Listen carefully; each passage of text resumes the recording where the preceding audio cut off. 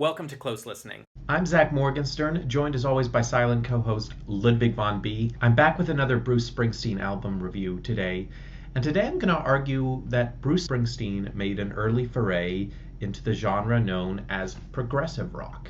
So, progressive rock is a genre that describes work by groups like Pink Floyd, Genesis, Yes, Rush, and I would argue some of Led Zeppelin, like on the House is the Holy album. And it's the idea of rock becoming more sophisticated, more like classical music. So the focus is no longer necessarily on, coming up with a catchy verse and chorus, but rather coming up with cool things you can do with guitars and keyboards and maybe other instruments. So the purpose becomes musical exploration and experimentation rather than just producing hits.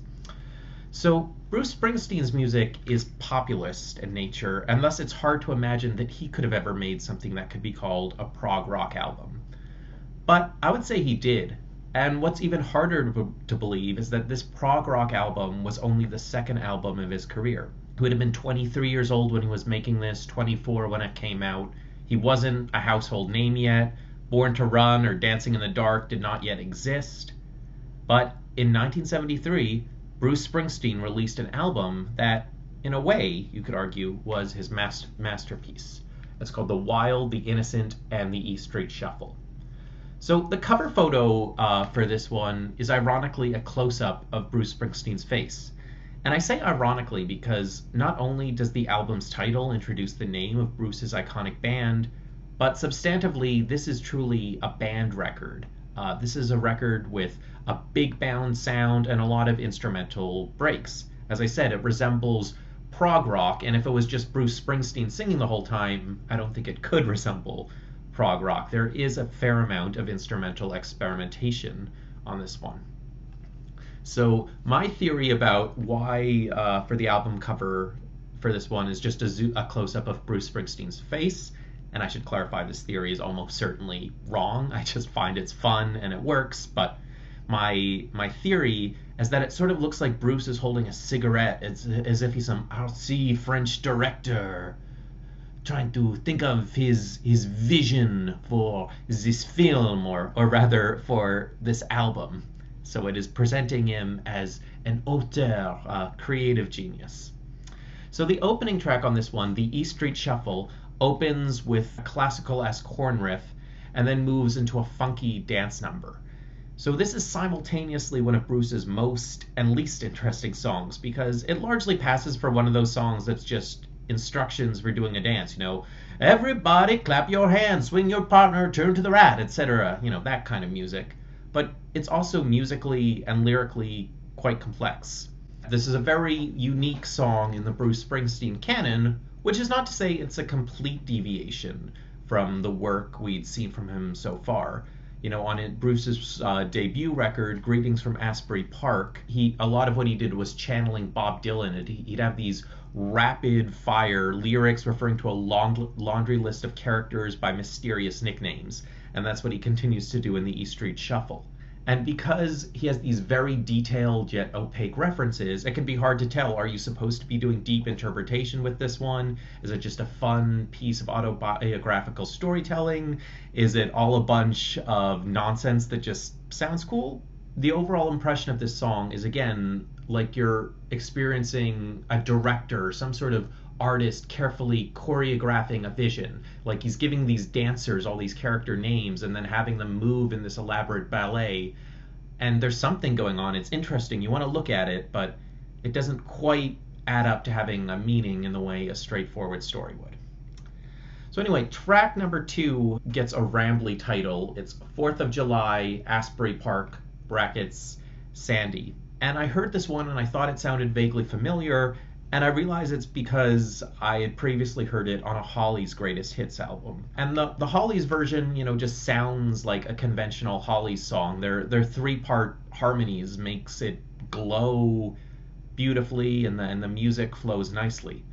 But Bruce's version is not radically experimental, but definitely experimental. It starts out pretty much with just acoustic guitar in the background while Bruce is barely singing and kind of rambling out the words to the verses. And eventually we get some accordion coming in for the chorus, giving us kind of a mariachi sound. And as to the substantive lyrics of the song, it's almost like a stream of consciousness in this guy's head. He's trying to woo this young woman, but he's being overly honest with her. He's telling why he has these romantic feelings. He's telling her everything he's thinking. And you can't imagine this is going to work for him romantically, but it's kind of a version, I imagine, of how a lot of attempted and perhaps even successful early romantic interactions go. Track number 3 is called Kitty's Back, and it's a similar feel to the E Street Shuffle. It's a complex, jazzy arrangement with some playful metaphorical lyrics, this time trying to have more of those metaphors have to do with cats. And like a lot of the early Bruce Springsteen songs, it seems to be a story about the fine line between living life to the fullest and being utterly reckless. You know, what's the difference between an adventure and going out and destroying yourself?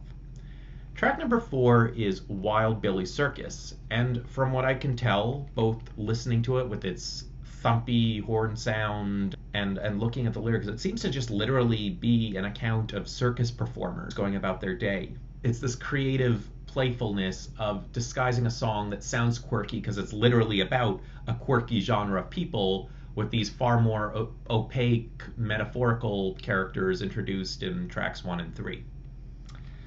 Track 5 is called Incident on 57th Street, and this one is another complex composition, but rather than some of the jazz funk kind of stuff we heard earlier, this one sounds more like it's trying to be like a song in a Broadway show, just because of the use of vocal harmonies around its chorus. And overall, it has a lusher sound. So even though it's a bit too strange to be a hit, it's still very pleasant on the ear.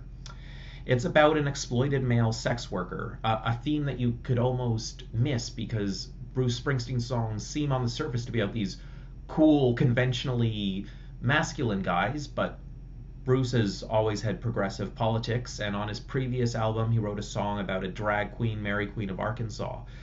So these challenges to conventional masculinity and conventional gender roles alongside his depiction of these badass motorcycle guys is another feature of his work. Track number 6, which I believe is de facto the biggest hit on this record, even though it was not released as a single, is Rosalita Come Out Tonight.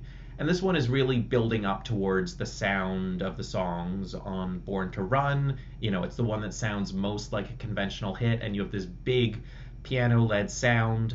And there's a lot of fun metaphors in this one, but they're all just really getting at the same idea. You know, he sings at one point, you know, playing blind man's buff is a little baby's game. Sounds like an intriguing lyric, but all he's really saying is you're missing out on life if you don't see the world. So very simple idea expressed poetically in a very high-octane song. And then finally, the record ends with track 7, New York City Serenade. So I said earlier, this was a band album, and this track really gives pianist David Sancious a chance to shine. And while Sancious would eventually leave the band to work on his own projects, and Roy Bittan would go on to be known as the primary pianist of the E Street Band, it looks like he and Bruce have managed to continue to collaborate over the years, including as recently as the 2019 Western Stars album. And you can see why this is a collaboration that Bruce would want, because this song opens with an extended classical piano motif. You know, David Sancious was clearly a lot more than a guy who knew how to improvise around chords on a keyboard. This is some really impressive piano playing, not the stuff you expect to hear on a rock and roll record, and it's a big part of why this feels like a prog rock album. And even though Springsteen himself may not be doing anything too fancy with instruments, he really experiments in how he uses his voice. He starts singing a little raspily, but also unusually cleanly and softly. Like it's almost going for the talk singing of Lou Reed, but it's not quite that talky. There's still just enough melody underlying it. And the lyrics themselves, you know, they're themes we've seen in Rosalita or the E Street Shuffle about wanting to get on the town, and there being a lot of chaos and people getting in trouble with the law and people being cruel to each other.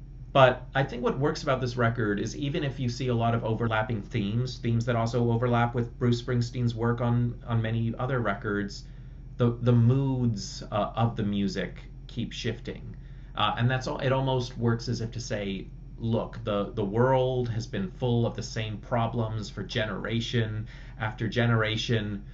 Almost no one is empowered to truly change the big problems of our world, yet we go through our days and our lives feeling so many emotions.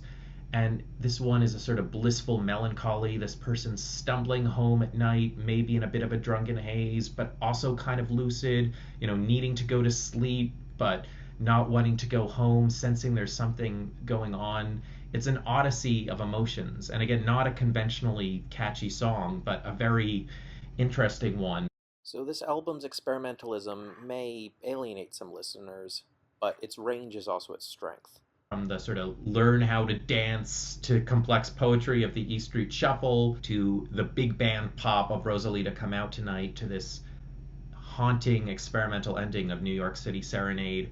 Bruce Springsteen does a lot on here. And even though it's not completely different from his traditional albums, depending on how strict you are about definitions, I think you could say this is a prog rock album, a very interesting one, and an incredible accomplishment for a singer-songwriter, band leader who had more or less not yet been discovered, though he would be very shortly and become the superstar he is today. So let me know your thoughts on The Wild, the Innocent, and the E Street Shuffle below. I'm Zach Morgenstern. This is Ludwig von B. See you next time.